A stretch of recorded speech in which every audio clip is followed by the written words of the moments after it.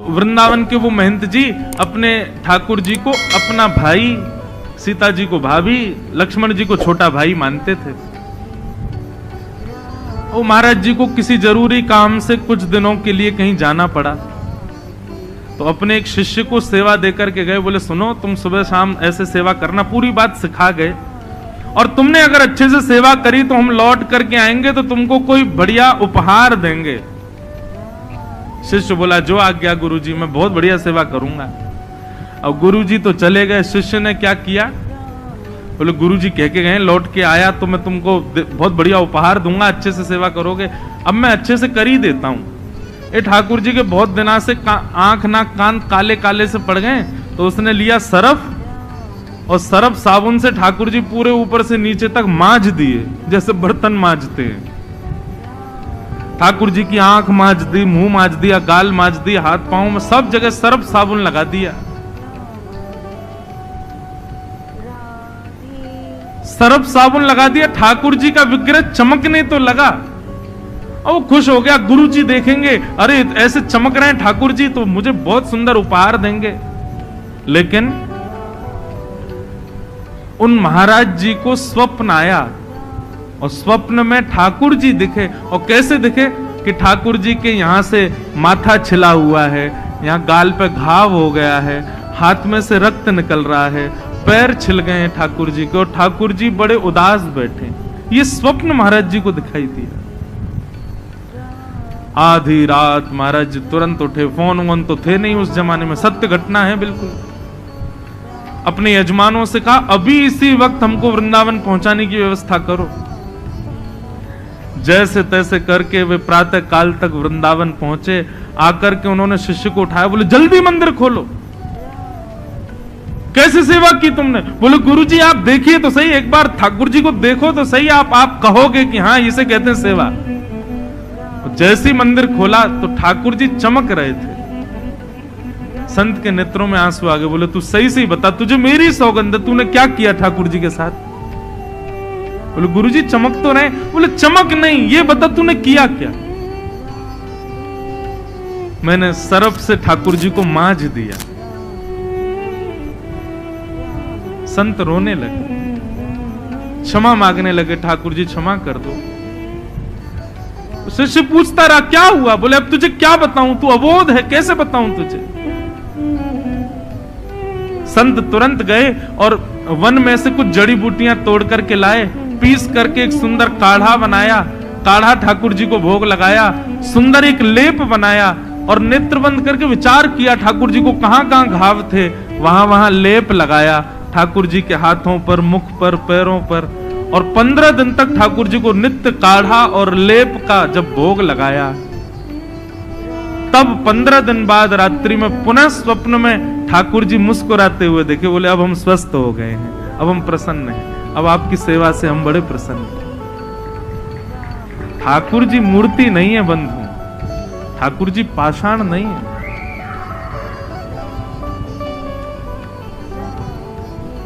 ठाकुर जी चैतन्य है। सब लोग इधर देखो, यहां देखो, यहां देखो, यहां देखो, चैतन्य है भगवान। इसलिए भैया ये भगवान का दूसरा रूप है। ये बात हम क्यों कह रहे हैं? लोग बोलते हैं हम महाराज जी 3 घंटे रोज पूजा करते हैं। महाराज जी मैं सुबह 4 बजे उठ जाता हूं, स्नान ध्यान करके 5 बजे मैं मंगला कर देता हूं ठाकुर जी की, 8 बजे तक सेवा करता हूं।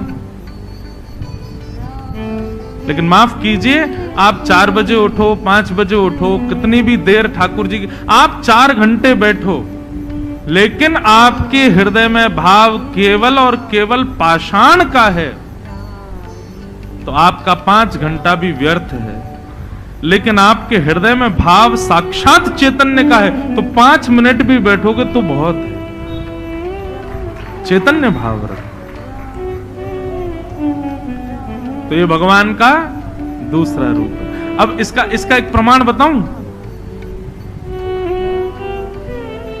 आप अपने घर के ठाकुर जी को, बुरा नहीं मानिएगा लेकिन एक बात बता रहे हैं, बिल्कुल सत्य है ये, आप अपने घर के ठाकुर जी को कम भगवान मानते हो, और तिरुमला में बैठे तिरुपति जी को ज्यादा श्रेष्ठ भगवान मानते हो, तो इसका मतलब आपके चित्त में अभी चैतन्य भाव नहीं है। तिरुमला में बैठे जो तिरुपति हैं और मेरे घर में बैठे जो गोपाल जी हैं, इनमें और उनमें किंचित भी भेद नहीं है। ये भाव जब तक प्रकट ना हो जाए तब तक मत मानिएगा कि आप सेवा करते हो। वृंदावन में भीड़ लगी है, कल का अखबार देख लीजिएगा, 1 जनवरी का रिकॉर्ड टूट गए महाराज, कितने सालों के बिहारी जी के दर्शन की भीड़ लगी है। और दर्शन करने जा रही हैं माताएं, बहनें, भाई लोग, और अपनी डलिया में ठाकुर जी को लिए जा रहे हैं भीड़ में ही। अरे जब दिख रहा है इतनी भीड़ है तो अपने गोपाल जी को बिहारी जी मानो ना, उनको क्यों नहीं प्रणाम कर रहे? हम विरोध नहीं कर रहे कि आप मंदिर मत जाओ, हम विरोध नहीं कर रहे आप तीर्थ मत जाओ। जब समय मिले, जब अवकाश मिले, जब अवसर मिले, जरूर जाओ, परंतु अपने घर के ठाकुर जी को उनसे कम मत मानो। वे भी समान है, वे भी समत्व है। और ये समत्व वाली बात हमारे चित्त में कब आएगी? जब हम ठाकुर जी को पाषाण नहीं चैतन्य मानेंगे। कई बार ऐसा होता है, पॉपुलर मंदिर में भीड़ है, उसी के बगल में उन्हीं ठाकुर जी का किसी व्यक्ति ने साधारण मंदिर बना दिया, उसमें कोई नहीं जा रहा है। क्यों? हम इंसानों में भेद की बात तो बहुत दूर, हम भगवानों में भी भेद कर लेते हैं। ये वाले श्रेष्ठ हैं, ये वाले अच्छे हैं, ये वाले कम अच्छे हैं। नहीं बंधुओं, हमारा भजन, हमारी भक्ति, हमारा नाम जप, हमारी साधु सेवा, ये सब फलीभूत हो रही है। ये तब जानो जब आप ठाकुर जी के विग्रहों में भी भेद ना करो, ठाकुर जी के स्वरूपों में भी भेद ना करो। तो भगवान का पहला रूप सत्य, ठाकुर जी का दूसरा रूप चैतन्य, और ठाकुर जी का तीसरा रूप क्या है? आनंद। हमारे गुरुजी बहुत अच्छी व्याख्या करते हैं। वे कहते हैं जब आप ठाकुर जी को सत्य मान लोगे, चैतन्य मान लोगे, तो आपके घर के ठाकुर जी ही आपको आनंद प्रदान करेंगे, और वही आनंद स्वरूप है। ठाकुर जी आनंद घन है। किसी व्यक्ति को देखने में भी, बार बार देखने में आपकी नेत्र थक जाएंगे, लेकिन ठाकुर जी को कितना भी दिखा दो नेत्र कभी नहीं थकेंगे। क्यों? क्योंकि वो सुख प्रदायक नहीं है, वो आनंद प्रदायक, आनंद देने वाले।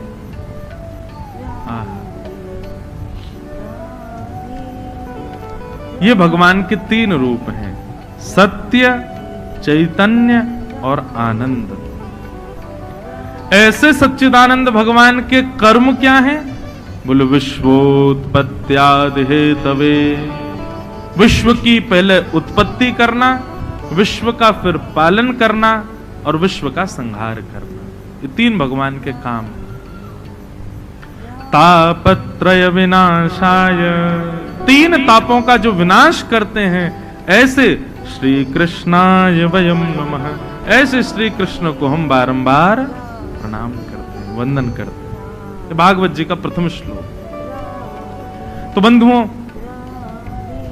आज ठाकुर जी से संबंध जरूर बनाना, ठाकुर जी को सदैव चैतन्य मानो, ठाकुर जी के प्रति यही भाव रखो। अब जैसे कि हमारे लाल जी हैं, लोग बाग कथा सुनते हैं तो मुझे अपेक्षा होती है, मैं मिलता हूं ना जब लोगों से, तो मैं टेस्ट करता हूं, ये बोल रहा है तो इसकी बोली में पता चले कि इसने कथा सुनी है कि नहीं। अब कई लोग आते हैं दर्शन करने हमारे ठाकुर जी का, और ठाकुर जी का देख के फिर मुझसे क्या बोलते पता है? महाराज जी आपने कितने के लिए ठाकुर जी, कितने के खरीदे? भैया हमारे मन में तब एक ही पंक्ति आती है। मीराबाई से किसी ने पूछा, हे मीराबाई तुमने अपने गिरधर लाल जी कितने के लिए?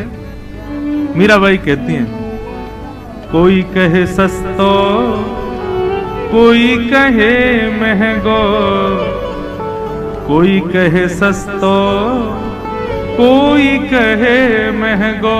पर आप लोग भी यही उत्तर दीजिएगा जो आपसे पूछा, आपके गोपाल जी कितने के हैं?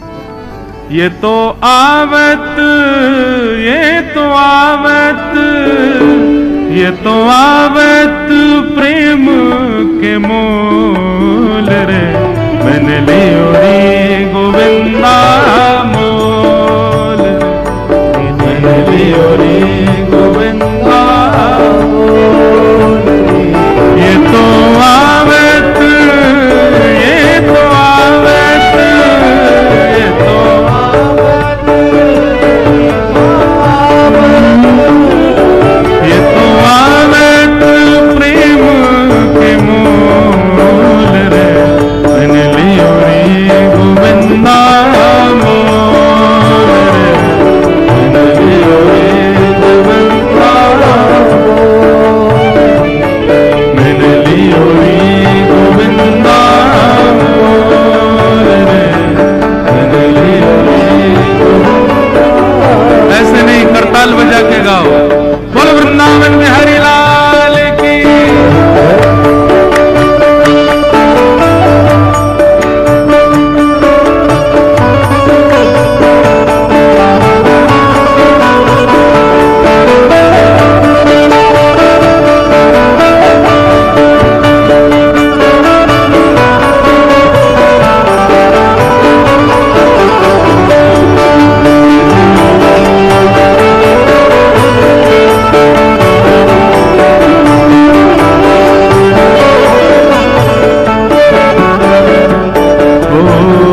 कोई कहे कारो, कोई कहे गोरो, कोई कहे कारो, कोई कहे गोरो, कोई कहे कारो, कोई कहे गोरो, कोई कहे कारो, कोई कहे गोरो, कोई कहे कारो, कोई कहे गोरो, कोई कहे कारो, कोई कहे कारो,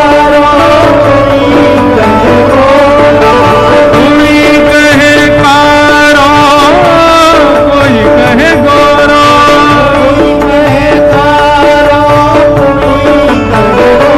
मायरी मायरी मायरी मैंने लीनी आँखा खोल रे, मैंने लियो रे गोविंदा मोल रे, मैंने लियो रे मैंने लियो रे गोविंदा मोल रे।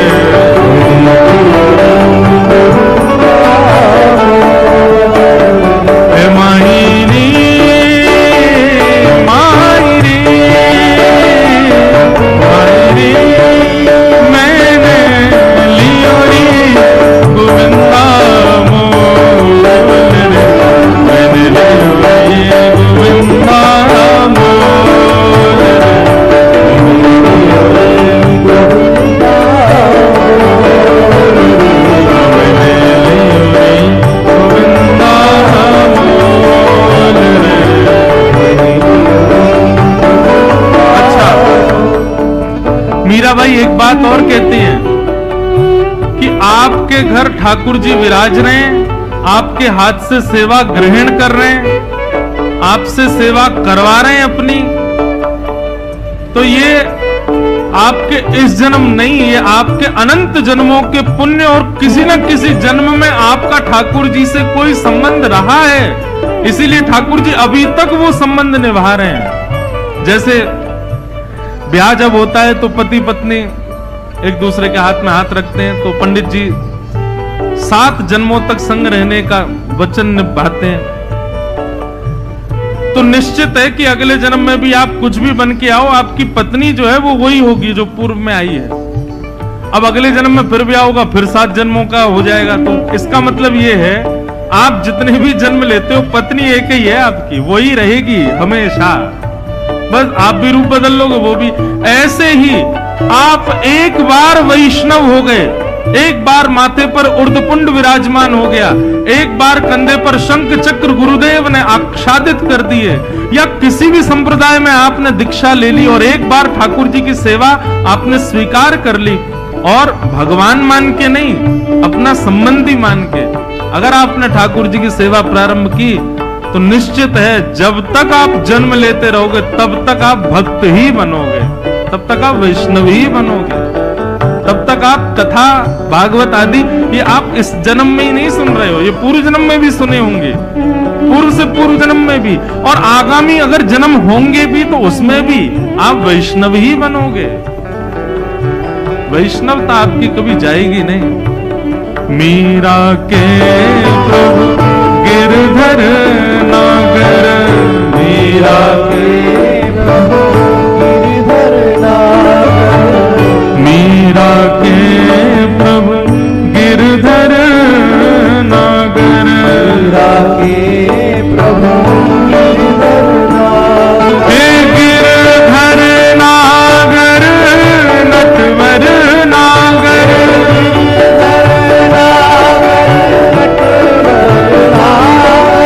गिरधर नागर नटवर नागर, गिरधर नागर,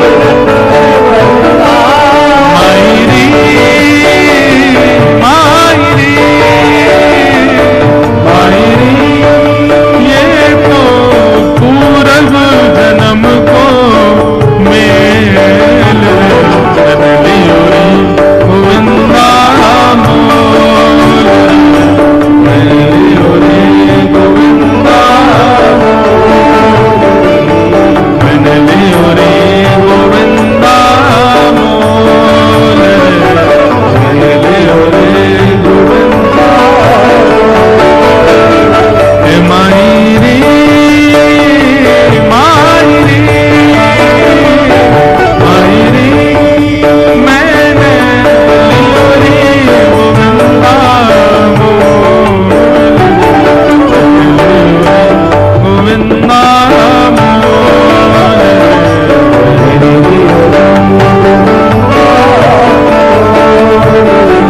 मैंने लियो रे गोविंदा मोल,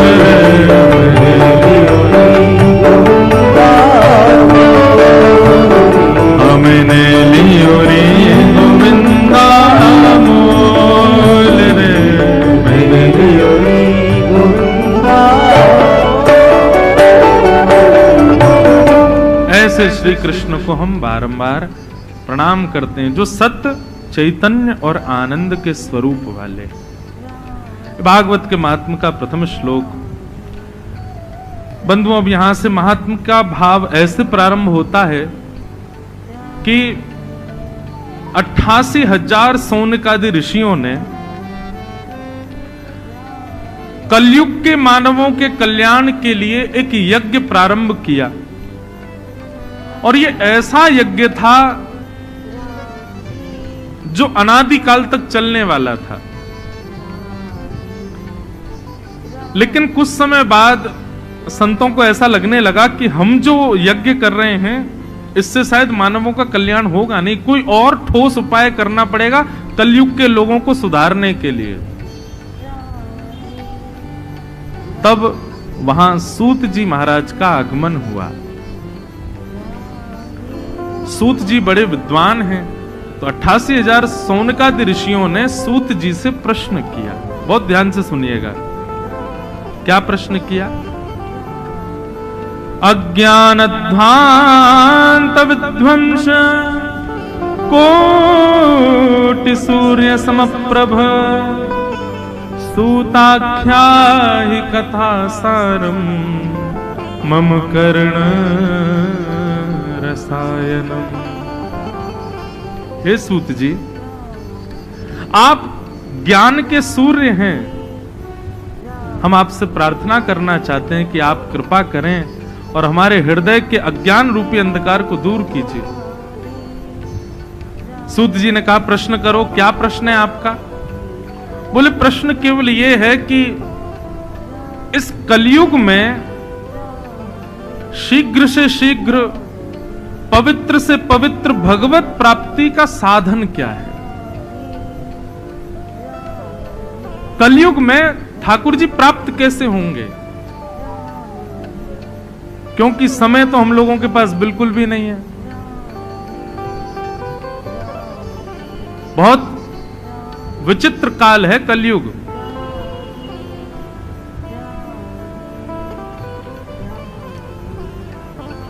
अभी तो ऐसा भी सुनने में आता है बड़े बड़े शहरों में, भारत में तो ऐसा नहीं था पर यूएस में हमने देखा था कि वहां पर अगर किसी की वृद्ध माताजी पधार गई तो माताजी पधारी सोमवार के दिन या मंगलवार के दिन, तो बच्चे फिर उनको फ्यूनरल होम में रखते हैं, उनकी बॉडी को एक जगह रखते हैं। कब तक? बोले शनिवार तक रखेंगे, रविवार को हमारी छुट्टी है, फिर उस दिन इनका फ्यूनरल करेंगे।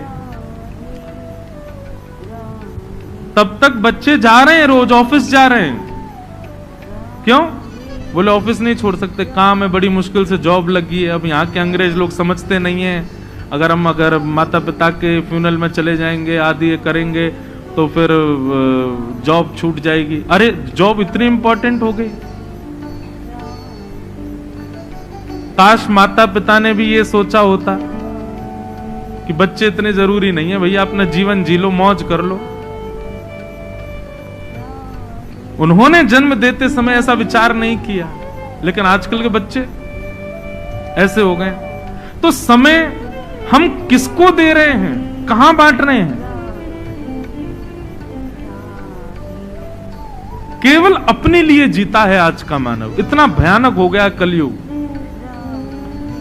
लेकिन अभी थोड़ा मैंने एनालाइज किया कि जब से कोविड गया है ना, तब से लोगों में थोड़ी भक्ति बढ़ गई है। क्यों? क्योंकि आदमी को समझ आ गया है, कितना भी पैसा कमा लो, कितना भी कुछ कमा लो, ठाकुर जी की कृपा नहीं है तो कुछ नहीं कर सकते। करोड़ों रुपए का टर्नओवर करने वाला व्यक्ति डॉक्टर के आगे अपने बैंक के सारे अकाउंट्स अर्पित कर रहा है कि महाराज